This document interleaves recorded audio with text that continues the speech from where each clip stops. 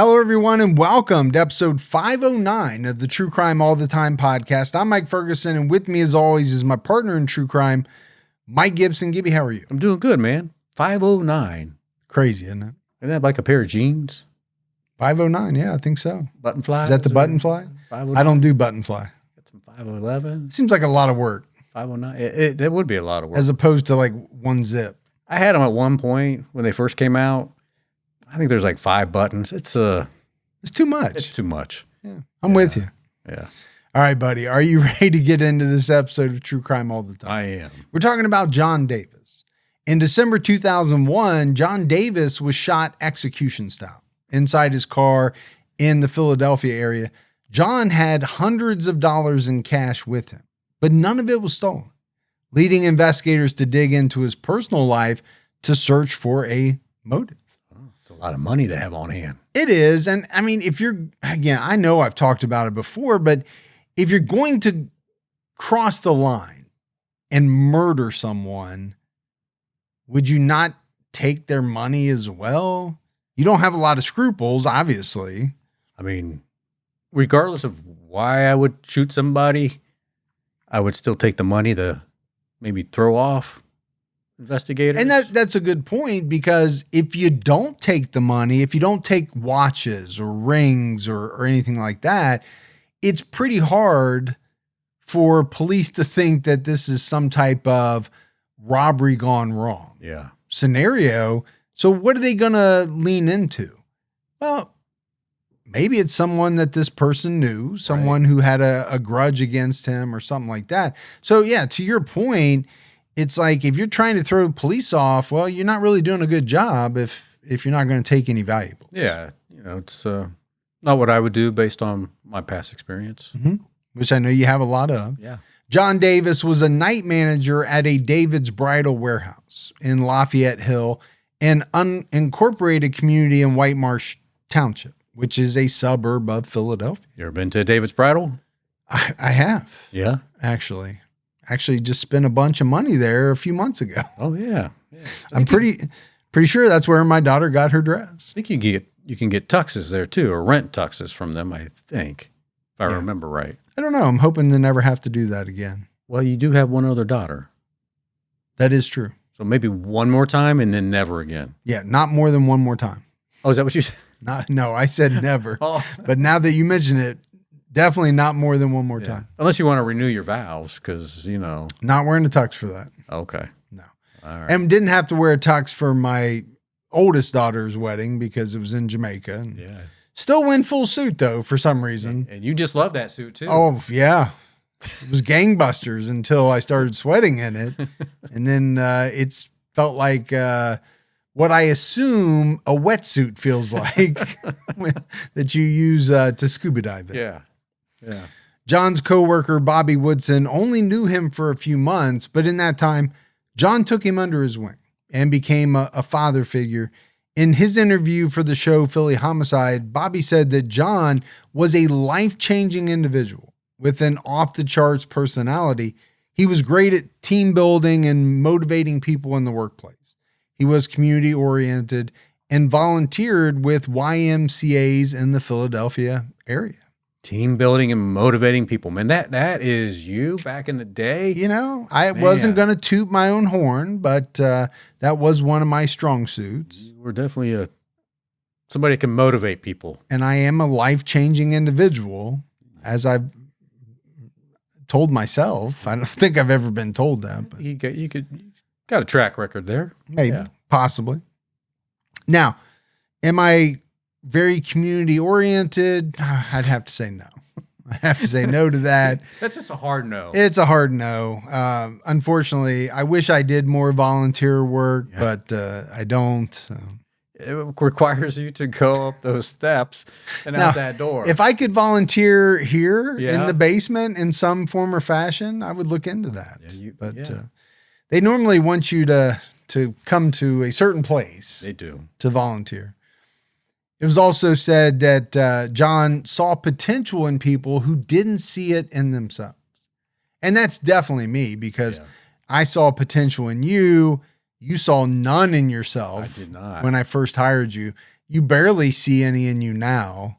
And I actually somehow see less than I did back then. Yeah, I think I probably proved you wrong, where you thought you saw potential. You're like, you know what? Maybe I just never saw what I thought I saw. Now, to be honest with you, you've climbed the ranks. You've done a lot in your time at the place where we both worked. So yeah, you done all right. You've done all right, man.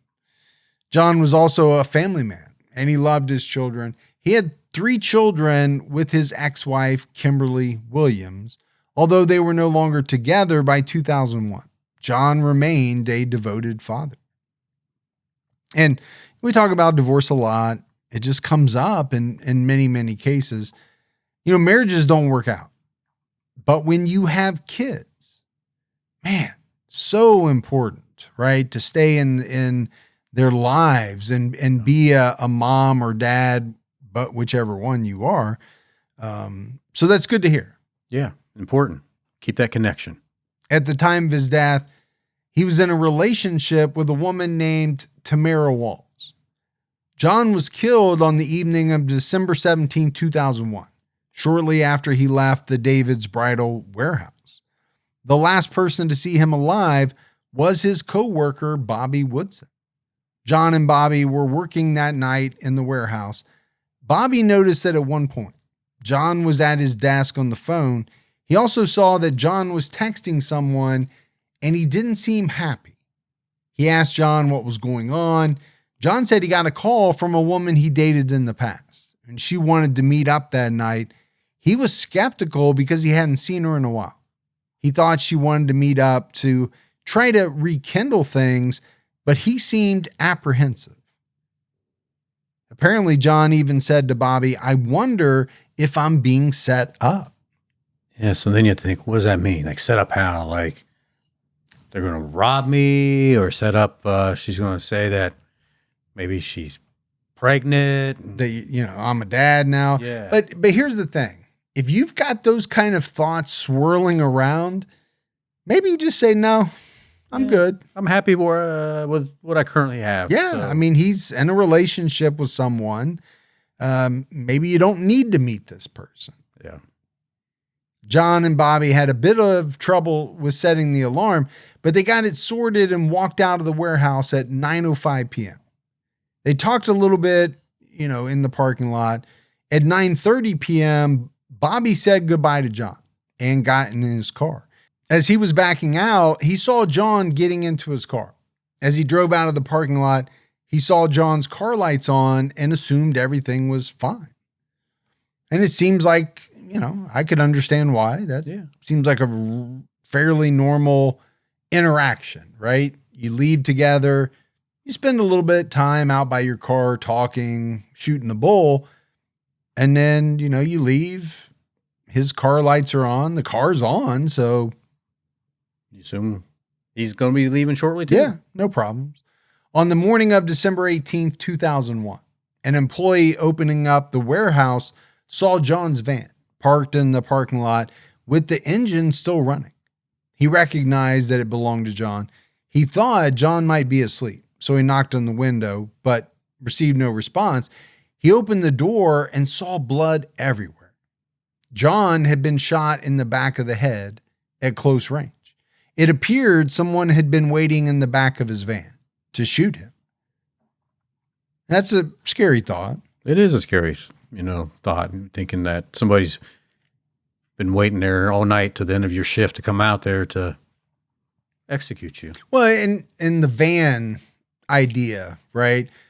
Depending on what type of van it is, there might be some places for people to hide. Yeah. It's not like you got a 4-door car and you can pretty much see what's going on in the back seat as you walk up. I mean, there's times that when I went to my vehicle, I would look, see who's back there. Hopefully nobody, Look like this? Yeah, no, yeah, just, So are you already I'm passing the car? Okay, because it looks like you're already in the car and you're just looking backwards. I just looked down. I was going to say, by that time, it's too late. Yeah. No, You gotta look as I'm passing, I'm before looking, I'm like, you get in the car. Anybody back there? I haven't had to do that in a long time, though. So I'm not worried about it. So I don't even look at it now. I just get in the car. Oh, well, now you just told everybody you don't look. So if they want to come after you, that's the way to get you, I guess. I got cameras in my car now.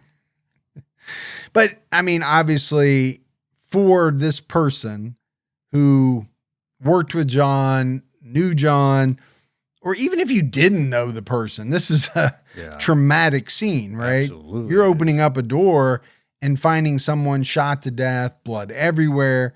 Now, robbery didn't appear to be the motive because John's vehicle hadn't been stolen, for one, and his wallet was there with about $700 of cash inside.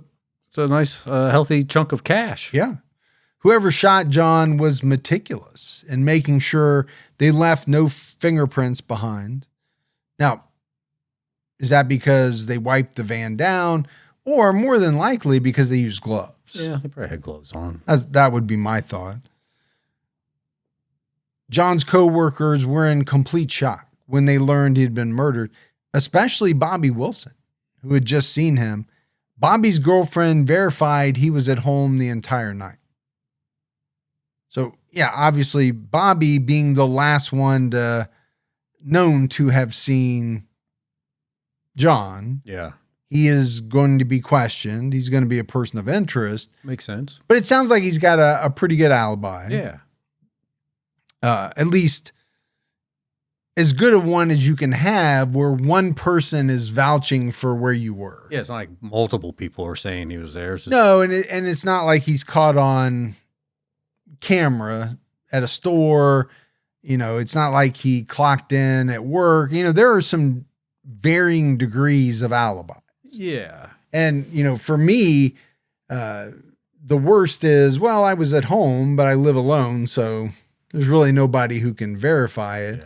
And then, a step above that is someone, your mom, your girlfriend, whoever, verifying that you were with them all night long. And you've used that one many times. I have. Yeah. I've used you as an alibi many times. I've always took up for you, even though I wasn't with you. Both ways. It's happened both ways. Yeah. Let's not kid ourselves. But, you would want to think that people would tell the truth, wouldn't lie. But as we know, moms lie for sons. They do. Wives lie for husbands. Husbands lie for wives. It does happen. Other coworkers agreed that John was a terrific guy with no enemies. When the police informed John's girlfriend, Tamara, of his death, she was devastated. Tamara said she was at a friend's house on the night of December 17th. She spoke to John on the phone at 9:40 p.m. as verified by call records.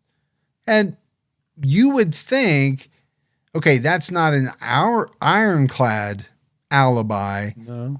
But it's not horrible if it's thought that he was killed right around this time. Right. Because they're talking on the phone. My assumption is you would think they'd be able to figure out where that call was on the other end. Where it generated from. And, if they're talking on cell phones, unless she's right next to him or somewhere on the street about ready to strike, probably not her. Right. I think if you're the police, you're probably thinking that. Tamara told investigators that the beginning of their relationship wasn't ideal. They met when John was still married to his ex-wife, Kimberly Williams. John left Kimberly to be with Tamara, and things got a little messy. According to Tamara, the divorce was contentious, and Tamara suggested that perhaps Kimberly wanted to hurt John because they had recently decided they wanted to get married. I mean, a scorned woman can be dangerous. So when you tell your partner you're leaving them for somebody else, not going to go over great. No. Then there's the divorce. And then when they find out you're going to marry this woman that you left them for, okay, maybe a motive there. Yep. When the police interviewed Kimberly, they were surprised to hear a completely different story. She said the divorce was amicable. There was no resentment between them, and John was an excellent father to their kids. This wasn't what detectives expected to hear from a woman who supposedly hated John. Well, maybe she's not being truthful, or maybe John told Tamara what he thought he wanted to tell her. Like, oh, yeah, we're not good. She was nasty to me. And yeah, sometimes people do that, right? They try to make that person sound worse than they really are to make them sound better. Sure. Could it also be that Kimberly, after finding out that he was dead, didn't want to make him look bad, maybe? I mean, there's a number of possibilities. Kimberly said she was at work on the night of the 17th, and her kids were with her mother. She went straight home after work. Police verified Kimberly's phone records and by interviewing her mother. So through all of that, they were able to, verify her alibi. And it's not bad if we're rating alibis as we've been doing. No, I mean, so it sounds like so far the people closest to him are in the clear as far as them individually doing something. Or at the very least, they have someone vouching for them. Now, could the alibis be a lie? Yeah, but in the case of Kimberly, obviously people would have known whether she was at work or not. Yeah. Her phone records and then her mother vouching for her. It's not just one person. There's a little bit more to it than some of the other ones we've talked about. John's autopsy determined he was shot with a .38 caliber revolver. The examiner found 2 more bullets in John's torso. They were fired from the same gun, but the shots came from different angles. Investigators wondered if one person fired from 3 directions or if the same gun was fired by a second shooter. Well, that's strange. It is. So either one person moved around while firing shots, or fired some of the shots and then handed the gun over to someone else in a different position. I think I would lean more to the one person maybe moving around. But yeah, it could have been a second shooter in there that they tossed the gun to and say, you go ahead and shoot a few times now. Yeah. I mean, have there been cases where to share blame, people have both or maybe even more fired shots into someone as kind of I don't know what you want to call it, but it's like a unity of killing. Like you can't go to the police on me because you did the same thing. Yep. We all 3 or both of us or however many people it was. And I feel like we've done a case like that in the past. I think we have. I'm blanking on which one it was. Yeah. But on December 19th, police did follow-up interviews with John's coworkers. That was when Bobby Woodson recalled John telling him about a woman who wanted to meet up with him and his nervousness about this meeting. Police found a voicemail on John's work phone from a woman named Vernell who said she planned to meet him at 9:30 p.m. Vernell Jones was a former employee at the David's Bridal warehouse. One employee recalled a specific incident where Vernell left work, and an hour and a half later, a man showed up in Vernell's car and asked to speak to John. He warned John to stay away from her, and then he left. Well, don't want to mess around with somebody else's woman. No, and if you're the police, now you have to check this out. Sure you do. Right? She wants to meet him around 9:30. This would be right around the time that Bobby left. Yeah. And if they believe that he was killed not long after that or was ambushed not long after Bobby left, that would be about the right time frame. It would be. Now you have this thought that, well, maybe there's a man who was in her life who was telling John to stay away from her. All right. Got to talk about motives, right? It's all about motive in some of these cases. Police traced the phone number to an insurance company in King of Prussia, Pennsylvania. Detectives found the woman who the number belonged to. She said it was her extension, but she didn't make the call. Vernell Jones did. Vernell made several phone calls. On December 17th, she overheard Vernell telling someone she would meet them between 9:30 and 10. She asked them not to tell anyone she was coming. She also saw Vernell make a phone call to her boyfriend about meeting with a man.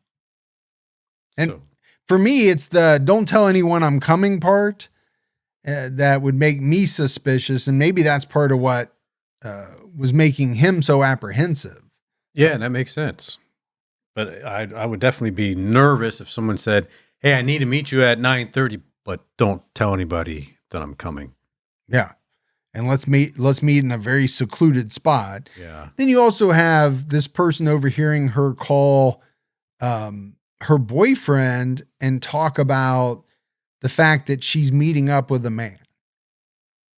Well, either she's not trying to keep it a secret, right, and doesn't care if her boyfriend knows about it, or there's a little more to it, and he's a part of whatever's going to happen at this meetup. I mean, knowing what happens, you kind of think that maybe there's something shady going on there. Yeah. Knowing that he dies. I think if you're the investigators, you're right now pretty intrigued. Yeah, definitely some suspicion by these phone calls, the idea that this meetup was set to occur, the idea that she's communicating with her boyfriend, and wondering if this boyfriend is the man who threatened, John at his workplace. Yeah.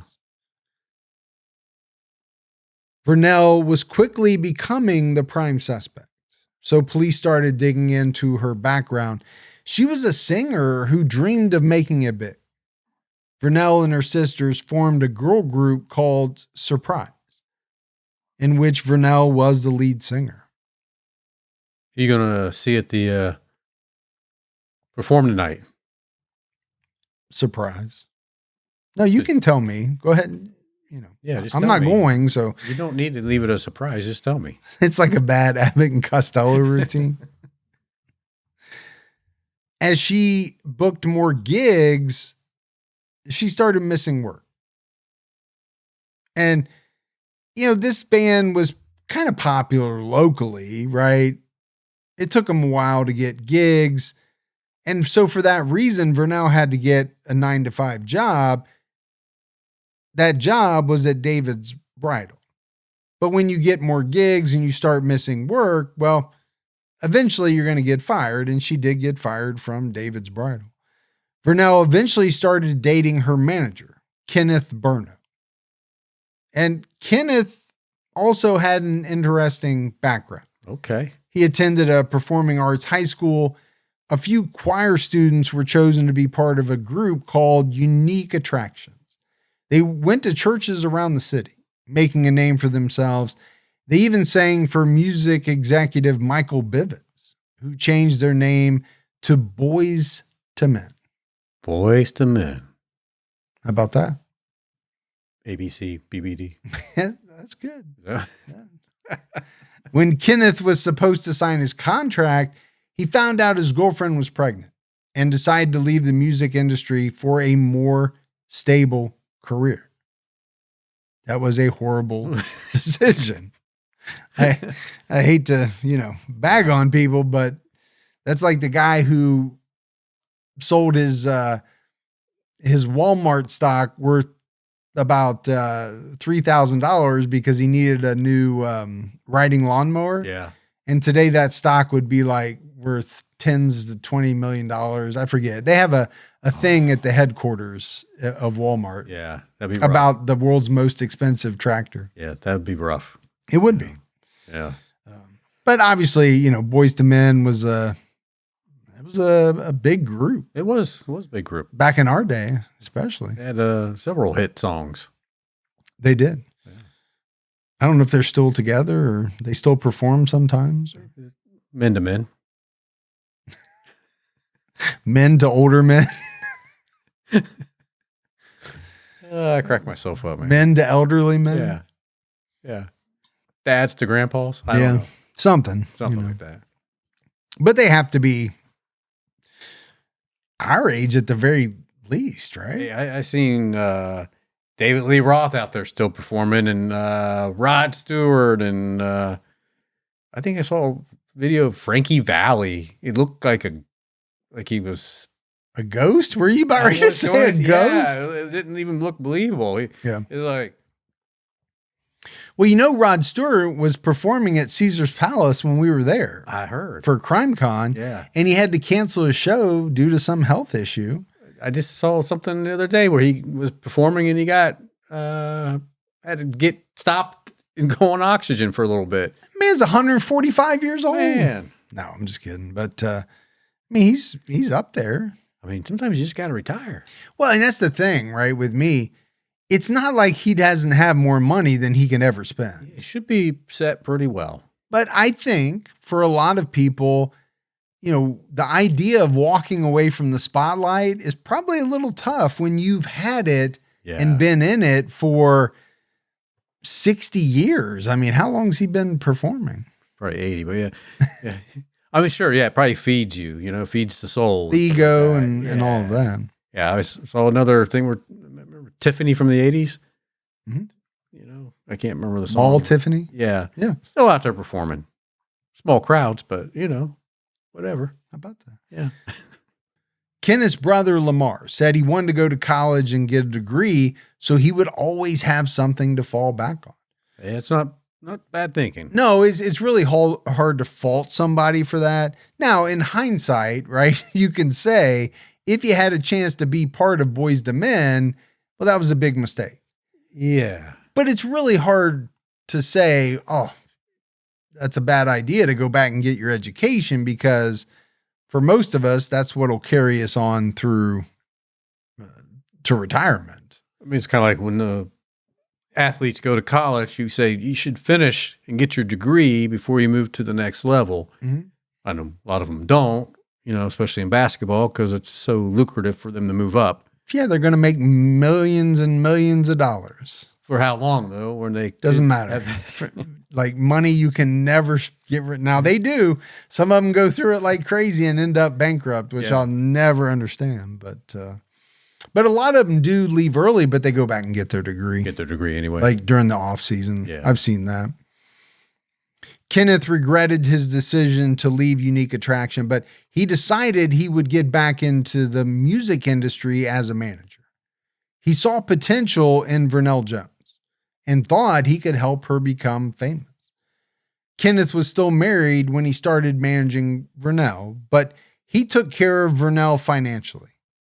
His marriage eventually ended, and he and Vernell dated for 5 years. I'm guessing your marriage probably would end if you're taking care of another woman financially. Yeah. Now, he might have said, this is an investment. I think she's going to be a big star. Yeah.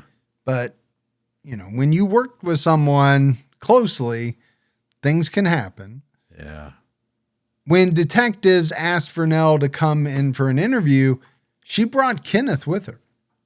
She explained that she met John at the warehouse and they dated on and off casually. She asked him to get a drink with her on December 17th because she was trying to make Kenneth jealous, but she backed out at the last minute. Well, sometimes guys do get jealous when they see their woman having a drink with somebody else. And let's be honest, sometimes women do things to make us jealous on purpose because we're not doing what we're supposed to be doing. We're not paying enough attention, whatever it is. So right? Or find somebody else that will give them that attention for a little bit. Okay. You went down a different path there, but a little dark. I got you. She said she was with Kenneth the entire night, except for about a half-hour period. During that time, she stayed at home. Detectives took note of Kenneth's demeanor. During the interview, he acted sympathetic towards Vernell, but really, he seemed interested in knowing the details of the crime. Which is, I guess, from a true crime fan, that wouldn't be all that odd. No, I think give me the details. I want to hear them. But to investigators, that might seem strange. If they're looking at you and all you seem to want to know about is the details, especially if you want to know what they know, because that's a red flag, right? We all know that. I kind of wonder, in the last, I'd say 10 years, maybe 10 to 15 years, maybe a little bit longer. You would know better than I. Now that true crime is as popular as it is, I wonder how that has either hindered or helped investigators.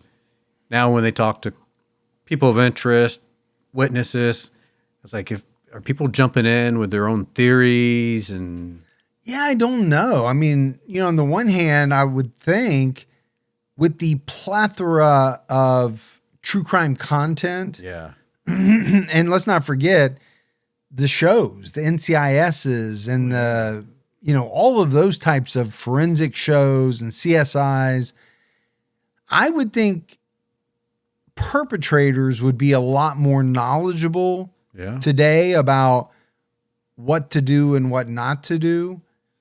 But, getting back to your point, I also think that there is so much interest in true crime cases that, I think people are trying to get details, and they didn't have anything to do with the crime. They're just fascinated. Right, yeah. And they just want to know.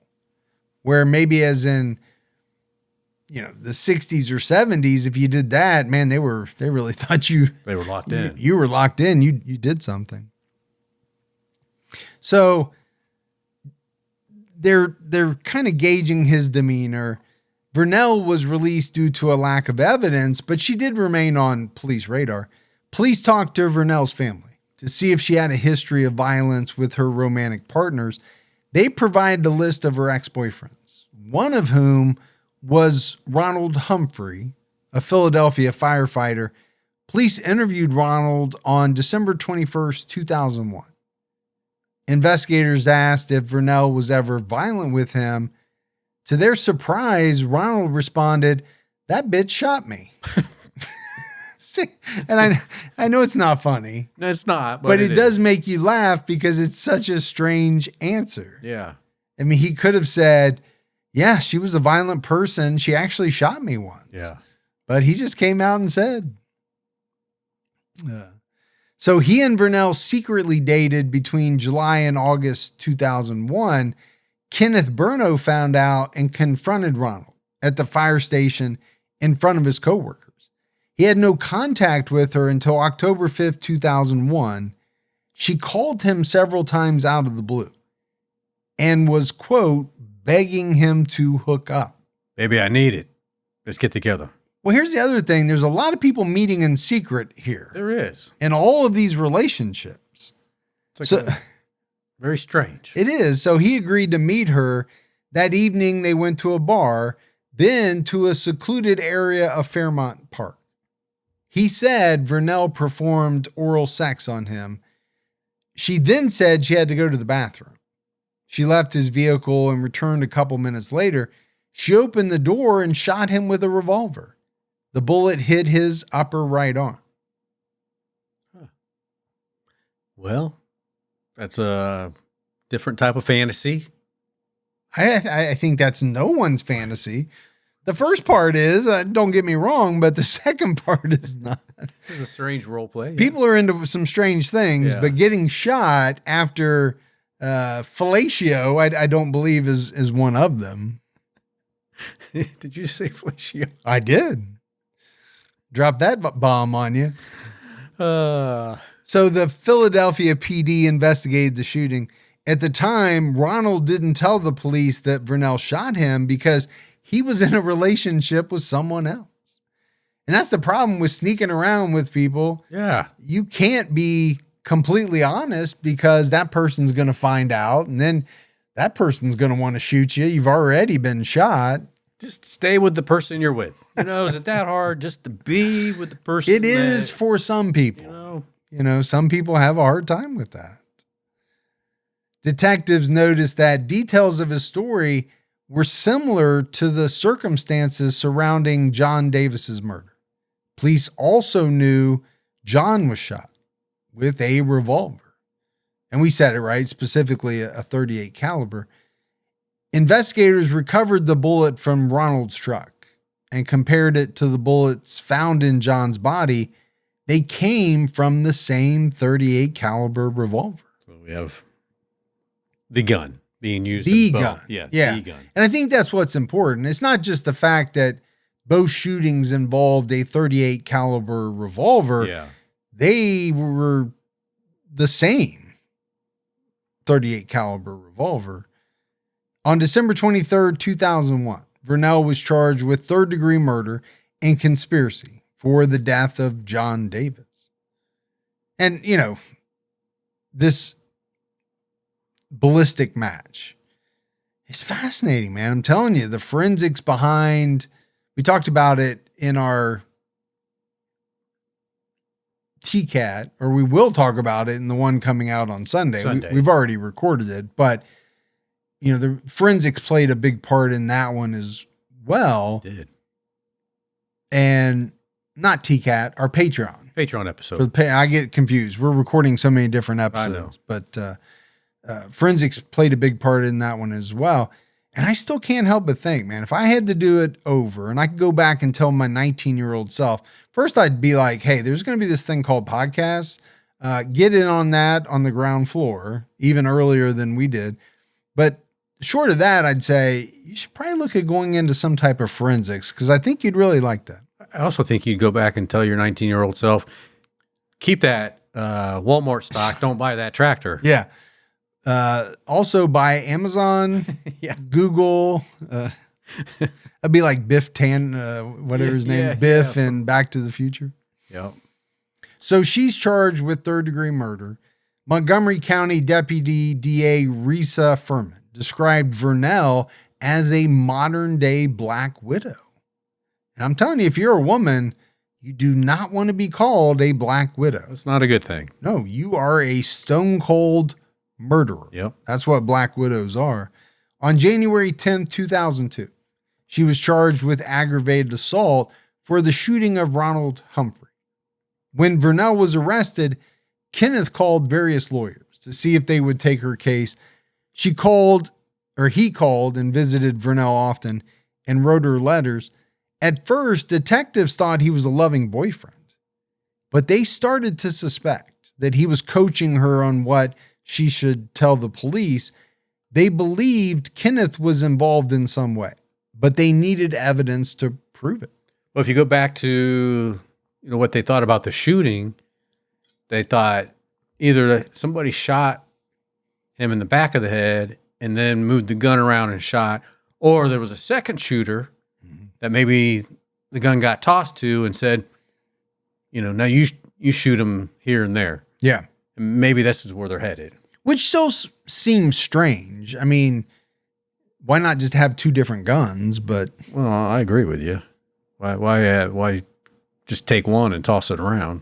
Yeah, pass it around to someone else to do shooting. Unless, like I said, it was it was more symbolic. Yeah. As in, like, we're in this together. I'm doing it, but you got to do it too type of deal. We'll both put our hand on the trigger together, but we can't with this gun, so we have to pass it back and forth. Yeah, something to that effect.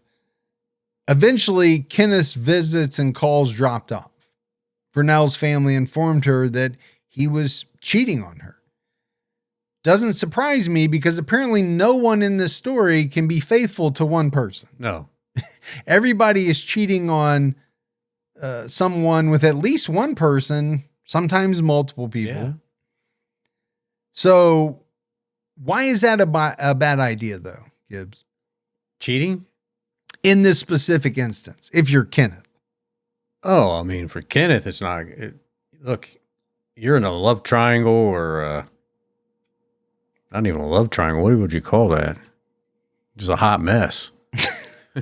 The whole thing is a hot mess. But if he had anything to do with it, yeah, it could be used against him. I mean, she's not going to have the slightest pause now, right? no. You start cheating on this woman, you stop calling her and you stop visiting her, and she's got something on you. She's coming after you. She's coming after you because you done, ticked her off. I mean, you think you'd want to like keep close to her and be like, baby. Oh yeah. I know it doesn't look good for you. I'm here for you though. Not real smart. No. Now we don't know that he had anything to do with it, but police think he does. Yeah. And then Vernell finally did agree to talk to the police. On August 21st, 2002, she decided to take a plea bargain. She pleaded guilty to aggravated assault for the Ronald Humphrey shooting and received a 10-year sentence. As part of her plea deal, she gave the detailed statement. In her statement, Vernell described how Kenneth was a jealous, controlling boyfriend. He controlled who she could talk to, where she could go, and how much she could spend. She had to call him several times a day to check in. She wasn't allowed to have a pager. And let's remember, this is like early 2000s, right. So pagers were a big deal. She could only use a phone that Kenneth paid for so that he could keep track of all of her calls. She had to give him every check she made. He was also physically and sexually abusive. He punched her in the face and forced her to get a tattoo that said 100% K's bitch. Wow, man. This is rough. That is rough. I mean, you're making money, and every time you get paid, you're essentially handing the entire check to him. Yeah. And he's forcing you to get a tattoo. Well, you have a similar tattoo that says, Gibby's B.I. 100%. 100%. I was going to say your wife's name. Yeah, that would be more accurate. Yeah. But I don't know. It just, and then the idea that he's physically, sexually abusive doesn't shock me in the slightest. No. With what we've been talking about here. And maybe that's why she's seeking little side romances, or can't even call them romances, but side action. Possibly. Yeah. Things reached a breaking point in the summer of 2001 when Kenneth accused her of sleeping with his cousin. He worried what his friends and family would think if they knew he stayed with a woman who had been with another family member. Now we got the family involved. And I would say for most people, that is probably a deal breaker. I would think so. I mean, cheating of any kind is usually a deal breaker for many, but having sex with my cousin, we're definitely got to draw the line somewhere. Come on now. Really ruins the family reunions, the holiday Thanksgivings event. are awkward. Yeah, just family get-togethers. Yeah. So here's what Kenneth did. He required Vernell to write down all the men he thought she had a sexual relationship with. One of the men on the list was the cousin he accused her of having sex with. The second was another cousin who was on the list simply because he knew about Kenneth's suspicion. Okay. So I'm not sure. Maybe she didn't actually have sex with this cousin, but he was on the list anyway. The third was a man named Larry Tucker, a former coworker of Vernell's. He never had a sexual relationship with her, but Kenneth thought she did. And this is what was so striking to me. He didn't ask Vernell for her to write a list of the people she had been with. Right. He wrote a list of the people he thought she had been with. Here's who I think you've been with. Which is so strange. It's strange. And the list has two of his cousins on there. I always saw you look at, what's his name? I know you had to be with him. But I do think he's got some very serious control issues at the very least. I think more disturbingly, very abusive. Yeah. Both physically and, emotionally. It'd be difficult to be with somebody like that. Absolutely. Very difficult. The other names on the list were Ronald Humphreys and John Davis. Oh, there you go. There I go. There you go. It's kind of telling. No, it is. When those people, one of them ended up dead. The other, I think, there was an attempt on his life. Yeah. At the very least. Kenneth gave Vernell an ultimatum. Kill these men or their relationship was over. He used the list to create a written contract where the two of them would kill the 5 individuals. See, for me, when someone says either kill these men or this is over, I'd be like, okay, finally, it's over. Bye-bye. Has that happened to you before? Oh, you said... No, I said if that was me. Oh, I think you left out the word if. Oh. Which made it sound as though you have experienced this before, which I thought was very strange. Oh, I'm just saying, if I was in that situation, I'd be like, well, then bye-bye. Mm-hmm. You know, I've been wanting to get out of this thing. But here's the thing. I don't think she did. Yeah. And I can only, kind of theorize why that might be. Was his control so strong over her that, he essentially was running every facet of her life. He was. If you think about Total it. control. Or maybe she was scared that if the relationship ended, he might do something really bad to her. Yeah. Because now she's no longer, a part of his life. He doesn't need her. You get where I'm going there. Yeah. I mean, the other thing is too, maybe she really believed that he was going to help her career. Well, maybe. I just got to hang on with this guy for a little bit more. I think he's going to make it happen. Maybe. But I do think, and Vernell has said this, she was afraid of him. Yeah. And that's one of the reasons she went along with what he told her to do. When Kenneth talked about anyone on the list, he used the phrase, dead men tell no tales. Our matey. Exactly. Yeah. You cracked me up. Exactly what a pirate would say. Ronald Humphrey was chosen as the first victim. Vernell called him and arranged the meeting. Kenneth drove her to the scene and waited nearby in his car. He was angry and beat her after the failed murder attempt. He yelled at her for going to a bar beforehand, saying, if you didn't have a drink, maybe things would have gone the way we planned. Yeah, so Kenneth was angry because it didn't go the way he wanted it to. He didn't really have total control over the situation, but, we know that he wanted these individuals, killed because they were messing with his woman. Were they messing with her at the time? Or did he just believe or know that she had been with him at some point in the past? It's almost like some of these guys he once killed retroactively. You're right. I mean, it's almost like a severe jealousy thing, like jealousy of the past. Yeah, though. That's kind of striking to me. But I mean, no doubt you can tell that Kenneth is a really controlling, abusive person.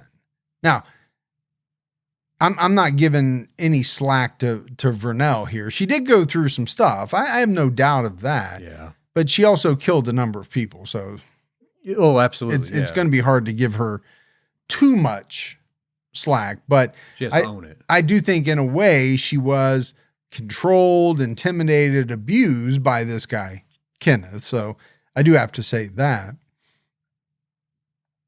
Kenneth said he would finish the job after they dealt with John Davis. This time, he said he would fire the fatal shot. On the night of John's murder, Vernell and Kenneth waited for John in the parking lot of the David's Bridal warehouse. Kenneth got in the back of John's van, and she waited in the shadows. When John and Vernell got into the van, Kenneth shot John in the head. He then forced Vernell to shoot John twice with the same gun. Well, there we go. We kind of talked about that scenario. Yeah. Both of them firing the gun. And I think, as we talked about, I think the reason, even though they didn't come out and say it, it was kind of symbolic in a way, as far as we're both in this. We're both, firing shots. We're both killing this person. But I want to talk about, she's hiding in the shadows. She's going to meet with John. And she gets in, and Kenneth fires a shot from the back of the van. Do you have any idea how loud that would be? A .38 caliber fired in a small van? Very loud. It would definitely not be good on the senses and the eardrums and all of that. But then to hand the gun to her and say, hey, here you go. And she shoots him twice. After the murder, Kenneth and Vernell went to her apartment and had sex. Because that's what you do after you commit a heinous murder. They're amped up, I guess. The next morning, he kissed her and said, 1 down, 4 to go. Okay. I'm telling you, man, this is a wild, wild tale. But I think about before John left the warehouse, he had reservations about meeting up with whoever he was on the phone with. Mm-hmm. And now we know why. Most likely it was because he knew that something good wasn't going to come from this. Well, and that's why, you're kind of almost asking the question, well, why did he go through with it? Yeah. If he was so apprehensive, but there's no way for us to know. On December 17, 2002, Kenneth Burno was arrested and charged with homicide, criminal conspiracy, possessing an instrument of crime, and unsworn falsification to authorities. The criminal complaint noted that Kenneth was very jealous, controlling, and manipulative. And there's really no way to dispute that, I don't think, with everything that we know about him. His sense of shame over staying with a woman who was involved with other men motivated him to compile a hit list of men he believed Vernell had relationships with. Now, I know there are jealous people, both men and women. This is taking jealousy to a whole nother level that I don't know I've ever even heard of. It really is. I mean, to say, tell me who you had sexual relationship with 5 years before you met me, and be jealous over that. It's like, it was before I met you. How could you be jealous of that? Don't tell me. I'll just write down the names of who I think you've been with. You met, yeah. Including 2 of my cousins. It's just, I know it's not a laughing matter because we're talking about murder. Right. But some of this stuff is so off the wall. It is. That you almost can't help but laugh. If detectives had not linked Vernell to the 2 incidents from 2001, the killing would have continued until the list was finished. Well, that's true, right? I mean, they had that list, and he was bound and determined to make sure that it got completed. Yeah, and the thing is, Kenneth's arrest was largely based on Vernell's statements. Yeah. She confirmed that in both cases, he was at or near the crime scene, and he provided the weapon. And let's not forget, the only reason she really came forward was because he stopped calling her, he stopped visiting her, and he started seeing someone else. Yeah. Detectives didn't have the actual hit list.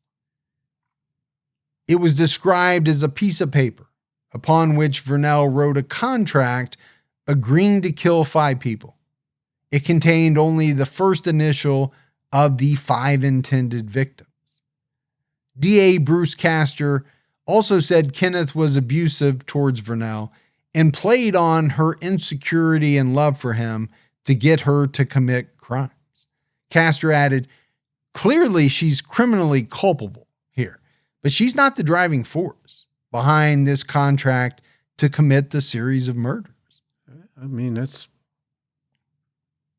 pretty correct. Yeah, and that's the way I thought of it too. Again, she went through some pretty horrible stuff, I believe, at the hands of this Kenneth guy. And if not for him, maybe she never kills anybody. Probably not. But she did sign a contract saying she would kill 5 people. The following day, December 18th, Vernell accepted a plea deal for third-degree murder and conspiracy. She received a reduced sentence of 17 to 35 years. And, you know, I don't hate it. I'm not jumping up and down mad about that. They had to have her cooperation to get Kenneth. So you're going to have to make a deal. That's just how it works.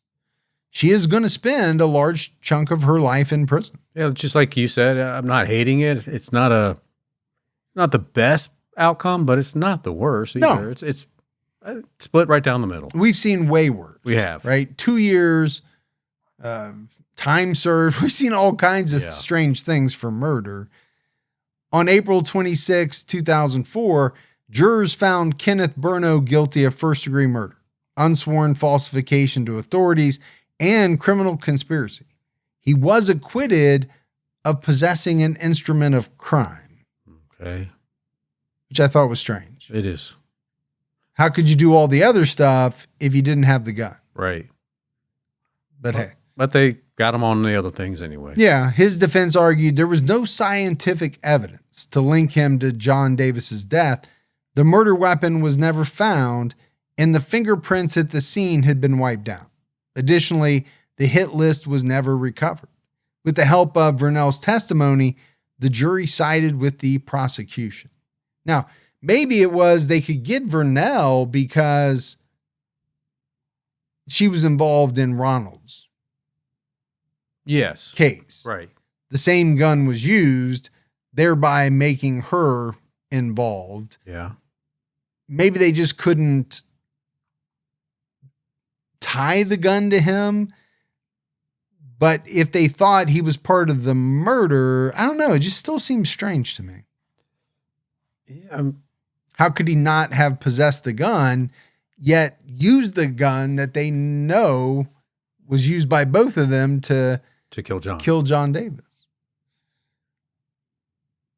On September 28, 2004, Kenneth Burno was sentenced to life in prison. Yeah. Where he needs to be. Yeah, I agree. You know, Vernell Jones was paroled in 2018 and has not spoken publicly. So as we wrap this one up, Gibbs, although Vernell Jones was involved in the murder of John Davis and the shooting of Ronald Humphrey, the killing was definitely orchestrated by Kenneth, her abusive, controlling boyfriend. Had she not been arrested, though, it's very possible that there would have been 5 victims. Yes. And, you know, I said it earlier, I'm not giving her a pass at all. No. I think she got a fair sentence. Sounds like she's already done her time. And it sounds like she did the minimum, 17 years. Right. She got out in 2018. I think she was arrested in 2001. So she did about 17 years. I mean, it could have went worse for her. I mean, if she would have actually been successful on the night with Humphreys, right? Instead of getting him in the arm, maybe it would have got him in the chest, and, you know, it'd be a different story. It would be. I also think, you know, the prosecutors, they needed to, you know, cut a deal to get her testimony against Kenneth. And they probably also took into account, to some degree, maybe it was just in the sentencing phase, you know, the judge or whatever, the extent of the control that he had over her in orchestrating this thing and kind of pushing her to do it. Now, she still has to take responsibility for her actions. She does. I fully believe that. But I also believe that without Kenneth, I don't think she does the killing. I don't believe so either. I don't think she shoots anybody. Or there's no guarantee that she does. No, but I think it was definitely driven by his actions. Yeah, absolutely. It's just a wild case because I get people are jealous. I'm not a jealous person at all. I never have been. Yeah. But I know that a lot of people are. What I don't understand, it'd be one thing if, your partner is currently talking to someone or you find out that they're currently cheating with someone.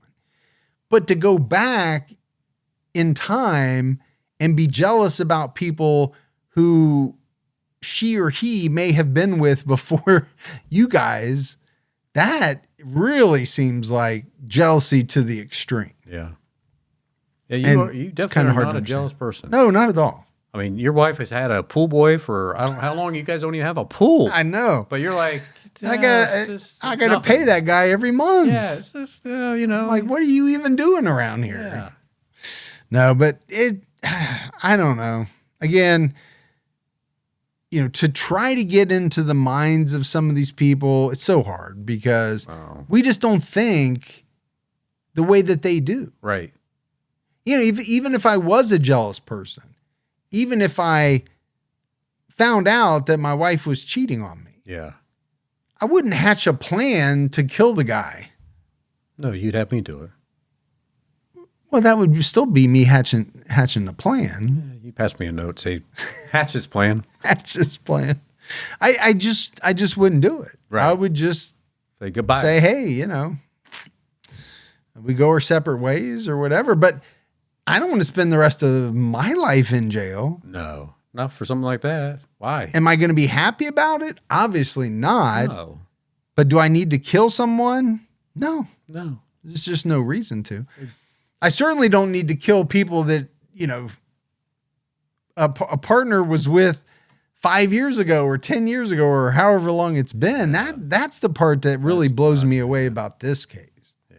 And I really think it gives you some insight into this guy's mindset. He was just locked in on jealousy and control and abuse. And let me tell you right now, you have a couple cousins out there that are saying, "Ooh, man, I'm glad you feel that way." Yeah. Probably also have a couple cousins. Maybe. You've got some cousins over on your side of the family. I do. Some cousins on other people's sides of the family. Oh, but that's it for another episode of True Crime All the Time. So for Mike and Gibby, stay safe and keep your own time ticking.